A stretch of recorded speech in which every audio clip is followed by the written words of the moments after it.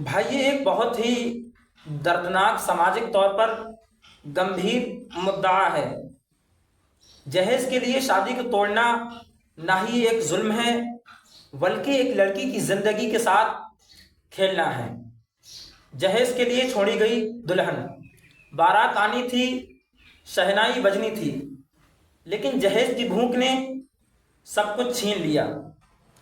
एक गरीब बाप की एक गरीब लड़की अपने सपनों को सजाकर पूरी रात दुल्हन बनकर बैठी रही। जब सुबह हुई तो ना ही बारात आई, ना ही दूल्हा आया। क्यों? क्योंकि पैसा कम था, जहेज कम था।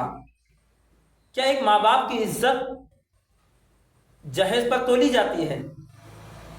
क्या एक लड़की का प्यार, उसके जज्बात, उसके सपने सब बेकार हैं क्योंकि उसके माँ बाप अमीर नहीं हैं? और ये एक पहली बार नहीं हो रहा है और ना ही ये आखिरी बार होगा। ये अफसोस की बात है, ना ही ये आखिरी बार होगा अगर हम चुप रहे तो।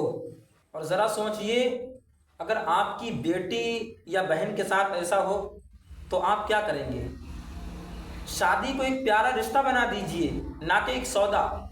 और हाँ, ये नसीहत, लड़की जो है वो जहेज नहीं है, बल्कि वो तुम्हारी जिम्मेदारी है और उस जिम्मेदारी को आपको निभाकर चलना चाहिए। मैं सनी, अभी मैं जनपद जौनपुर में हूँ। मेरे फ्रेम में एक बहन को देख रहे हैं आप। इस बहन की शादी 21 जून की होती है, लेकिन सारी तैयारियां होती है जिस प्रकार से एक शादी में होता है। पिता अपने सारी कमाई लगा देता है अपनी बेटी की शादी में, कि मेरी बेटी की जो शादी होगी, जो मेहमान आएंगे उनकी सेवा में कोई कमी ना हो, इसलिए अपनी पूरी जिंदगी कमाई लगा देता है अपनी बेटी की शादी में। बिल्कुल सही बात। लेकिन ऐन वक्त पता चलता है रात में कि बेटी की जो शादी जिससे होगी दूल्हा, वो बारात लेके नहीं आया। अब पता ये चलता है कि दूल्हे की जो डिमांड रहती है दहेज में, उसे क्रेटा गाड़ी चाहिए।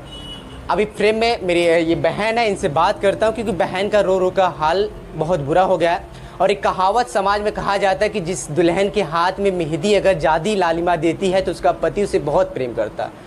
लेकिन आज वो बात पूरी झूठी निकल गई। लाली तो चढ़ी है हाथों में, लेकिन पति इनका सोहर इनको लेने नहीं आया, इनकी शादी नहीं करने आया। इनसे मैं बात करने की कोशिश करता हूँ। बहन बहुत सदमे में है। क्या नाम पड़ेगा बहन? नुसरत नाम है। आप बताओ क्या हुआ था? शादी की मैरिज हॉल बुक हुआ था, वहाँ आप गए थे, उस रात क्या हुआ? मैरिज हॉल से शादी थी। उस रात तो शाम में हम लोग गए। मेरी दोनों बहन, मेरी एक बड़ी बहन थी, उनकी भी शादी थी। मेरे की शादी एक ही दिन? जी, एक ही दिन थी दोनों बहन की शादी। और जाके तैयार होके वेट कर रहे थे हम।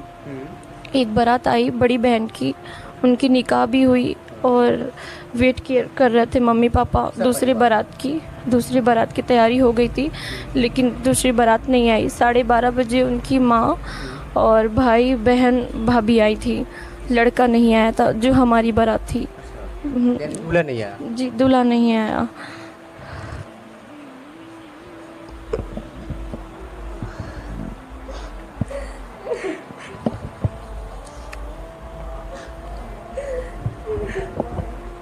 बहन थोड़ा शांत हुई प्लीज़। देखिए, ये घड़ी इंटरव्यू के लिए नहीं है, लेकिन क्या करूं, परिवार का कहना है कि बहुत सारे खर्च हुए हैं इस शादी में, जो बारात नहीं आई है। उस खर्च के लिए परिवार न्याय की गुहार लगा रहा है, इसलिए परिवार मीडिया का सहारा ले रहा है। इसलिए मुझे मजबूरन परिवार से मिलना पड़ा।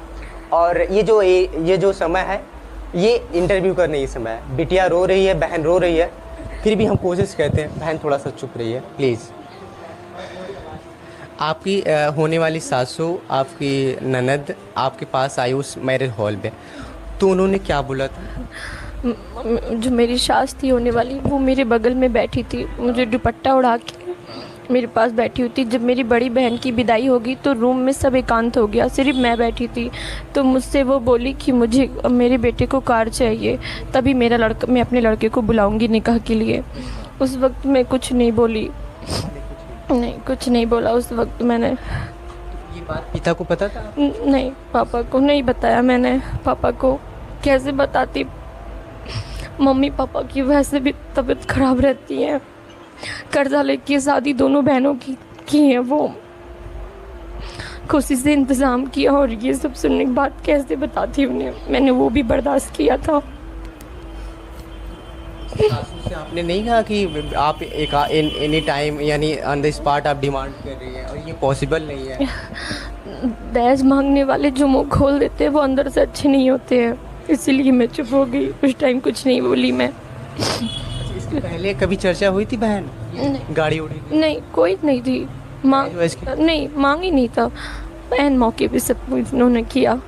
सब ये दहेज ही हो सकता है क्रेटा की कुछ और भी पीछे इसके रीजन हो सकता है? नहीं, ये नहीं बता सकती मैं। सब कुछ सही था, तो सब कुछ अच्छी तैयारी चल रही थी, लेकिन बीच में ही ऐसा हुआ, दहेज की मांग करते हुए ऐसा हुआ। आपके होने वाले शोहर का क्या नाम? अब्दुल कबीर। अब्दुल कबीर। बहन, एक जैसे शादी के पहले बातें चर्चाएं होती, फ़ोन से आजकल बात होता है, तो आपने बात किया? नहीं बात किया था, नहीं किया मैंने। क्यों, रीजन क्या था? वो करना ही नहीं चाह रहे आप? नहीं, करने की बात नहीं है, मतलब हमारे यहाँ शादी से पहले बात करना अच्छी बात नहीं होती है, इसलिए हमने नहीं किया। होने भी नहीं चाहिए। तो फिर आपने सासू से कुछ ये बातें बोली, क्रेटा गाड़ी चाहिए इसलिए दूल्हा नहीं आया, अगर आप गाड़ी दोगे तो फिर दूल्हा आएगा, तो इसनी बात बोल के फिर वो चले गए कि वहाँ पे थे? नहीं, चले गए, फिर नीचे आ गए थे जी। तो आपने ये बात अपने परिवार को बताया? नहीं बता पाई, हिम्मत नहीं हुआ बताने के लिए, बस रो रही थी। तो मम्मी पूछी क्या हुआ, मैंने कुछ नहीं बोला। तो अभी परिवार से कुछ बात हुई है? अपने पिता कुछ बात किया अपने परिवार से, उनके परिवार से? नहीं, इसके बारे में नहीं पता। तो दहेज के लिए आप क्या है, समाज के लिए क्या राय है? मैं चाहती हूँ जहाँ दहेज की मांग हो वहाँ ना किया जाए शादी। अभी मेरे फ्रेम में उस बिटिया की माँ है जो सपना उस रात देखी होंगी, यानी जब से शादी पड़ी थी बिटिया की, उसी दिन से देख रही होंगी कि मेरी बिटिया का एक अच्छा सा परिवार होगा, मेरी बिटिया एक नए घर में जाएगी और नया रिश्ता बनेगा। अम्मा, क्या हुआ था इसके पहले जो क्रेटा की डिमांड आई उस रात जिस दिन शादी होनी थी, उसके पहले कभी डिमांड आई थी किसी बात को दहेज को लेकर? जी नहीं, कुछ नहीं। नहीं, उसके पहले तो गए थे 3 लाख रुपए और सिकड़ी दिए थे। तिलक में दिए थे और मंगनी में। हाँ, तो उन्होंने ऐसी मांगा था कि आपने अपने खुशी से दिया था? नहीं, उन्होंने जिसे मांग की थी कि जो भाई देंगे अपने दामाद के लिए देंगे, अपनी बिटिया दामाद को देंगे, आप जो है दहेज क्या देंगी, आप जो पैसा हो दे दीजिए। तो वही सब दिए। उसके बाद धीरे धीरे कहने लगे। अब उस दिन बारात जब लेट आई, सब लोग आ गए, दूल्हा नहीं आया, तो हमने पूछने लगे तो बोले कि रास्ते में आ रहा है, लड़का आ रहा है। ऐसे झूठ बोला गया? हाँ, इंतज़ार करते गए। और वो लड़की के पास बैठी थी, पता नहीं क्या क्या कह रही थी, हमको तो नहीं मालूम। हम दूसरी बड़ी लड़की की विदाई कर रहे थे, हमको नहीं पता। तो इंतज़ार करते करते वो 3 बजे रात जो है बताई कि हमको क्या चाहिए। बिटिया बताइए? नहीं, इन सबसे मालूम, वो डायरेक्ट तब बात की इन सबसे। हाँ। तो फिर तब उसके बाद लड़की बताई कि हाँ वो सही कर रही हैं। आपने बात नहीं किया कि इतनी जल्दी पॉसिबल कैसे, आपने डिमांड नहीं रखी थी? मेहमान को बीच बैठी थी और मेरे शोहर जो है बातें कर रहे थे, तो मैं उसमें क्या बोलूँ। अब जो बड़ी बेटी की आपकी शादी हो उसमें ऐसी कोई डिमांड नहीं? नहीं, कोई मांग